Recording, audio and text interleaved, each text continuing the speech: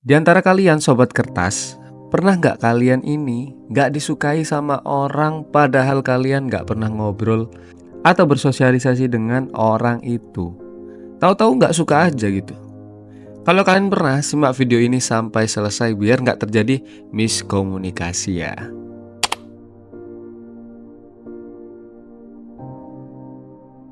Secara psikologis, ketidaksukaan tanpa alasan yang jelas bisa berasal dari berbagai faktor. Salah satunya adalah pengalaman masa lalu yang tidak disadari. Misalnya, seseorang yang mengingatkan kita pada individu yang pernah melukai perasaan kita di masa lalu. Dan ini sering terjadi pada pelaku pembulian ya. Lalu kenapa bisa seperti itu? Mari kita bahas di video edukasi kali ini.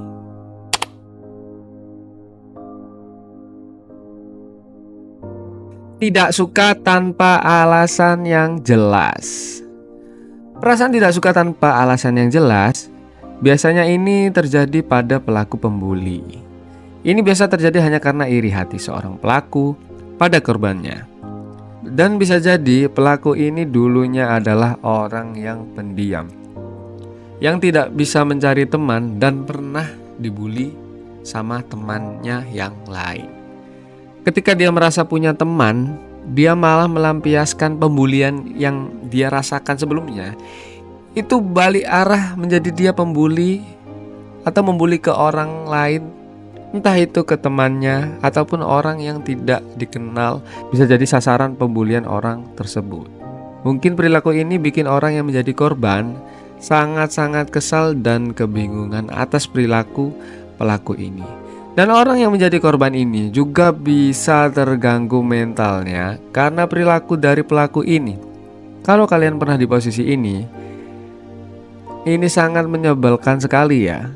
Ya karena kita nggak ngapa-ngapain kok tahu-tahu dibenci, atau nggak tahu-tahu dijailin, dipukulin, diolok-olok sama orang yang kita ini nggak kenal dan nggak akrab juga gitu sama teman sekelas kita ini waktu sekolah. Kan rasanya kesel banget ya. Dan ternyata ada beberapa faktor yang bisa membuat orang menjadi pembuli. Dan ini dari pengalamanku dan beberapa riset yang udah kulakukan. Dan kita masuk ke faktor yang pertama. Kurangnya perhatian dari orang tua. Salah satu faktor utama adalah latar belakang keluarga. Anak-anak yang tumbuh dalam lingkungan yang penuh dengan kekerasan, penelantaran, atau kurangnya perhatian dari orang tua bisa mengembangkan perilaku agresif sebagai cara untuk mengekspresikan frustasi mereka yang mereka pendam saat di rumah mereka ini. Dikarenakan di rumahnya juga tidak kondusif, akhirnya dia pelampiasannya ya ke teman-temannya di sekolah atau ke teman-temannya di kampung halamannya. Dan ini pun sering terjadi kepada anak yang kurang kasih sayang orang tuanya, yang orang tuanya kerja, dua-duanya kerja, atau enggak orang tuanya kerja tapi masih bisa mantau anaknya, tapi perlakuannya yang salah ke anaknya. Dan akhirnya anaknya ini menjadi pelaku pembulian di sekolah atau di kampung halamannya ini tadi. Dia juga sering kali merasa bangga diri jika dia melakukan pembulian. Mereka juga merasa puas atas perilaku bulinya. Dan karena dia kurang perhatian, jadi dia berusaha mencari perhatian di luar dengan cara yang agresif. Yang intinya dihauskan akan perhatian. Atau ya istilah sekarang pick me ya. Tapi orang pick me nggak pembuli sih ya. Rasa iri terhadap pencapaian orang lain. Ini juga bisa menjadi alasan kenapa pelaku tidak suka pada korban. Menurutku, rasa iri ini muncul karena si pelaku ini merasa tidak bisa mencapai suatu hal yang tidak dia miliki dari orang ini. Dan akhirnya pelaku ini merasa iri dan merasa nggak suka aja gitu. Pelaku ini juga bisa menyebarkan hal yang tidak benar tentang korban dan mengajak orang lain pun untuk membuli korban ini bareng-bareng. Perilaku ini sering terjadi di lingkungan sekitar. Bagi kalian yang relate pasti paham dengan apa yang kita bahas kali ini. lingkungan yang tidak sehat. Faktor lain yang berkontribusi adalah pengaruh lingkungan, seperti teman sebaya yang juga melakukan bullying atau budaya sekolah yang tidak mentoleransi keberagaman. Ini bisa memperkuat perilaku negatif karena adanya dukungan atau ketidakpedulian dari orang sekitar. Selain itu, perasaan rendah diri dan kurangnya rasa aman bisa membuat seseorang berusaha meningkatkan harga dirinya dengan merendahkan orang lain. Ini adalah bentuk kompensasi dari perasaan tidak berdaya atau tidak aman dalam diri mereka sendiri.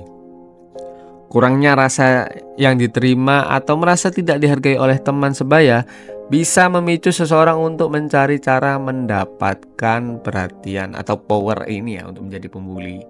Meskipun itu melalui perilaku yang negatif.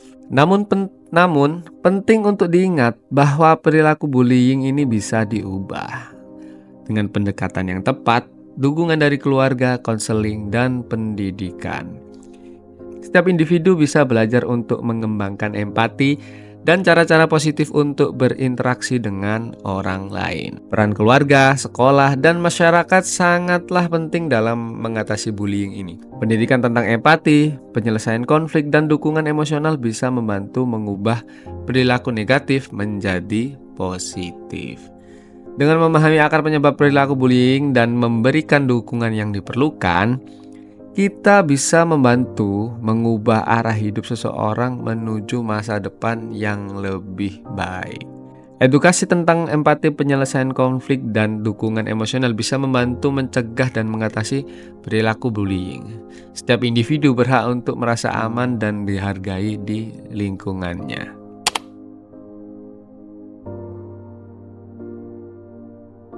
Dari semua yang kita bahas kali ini, para sobat kertas, apa pernah menjadi pembuli, korban bullying, atau hanya penonton pembulian ini?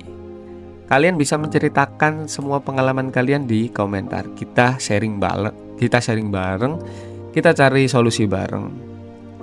Agar kita menjadi pribadi yang lebih baik dan menciptakan generasi yang terbaik untuk mengatasi masalah-masalah ini tadi.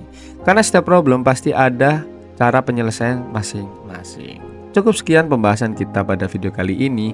Semoga bisa menambah wawasan kalian dan juga bisa bermanfaat di orang sekitar kita.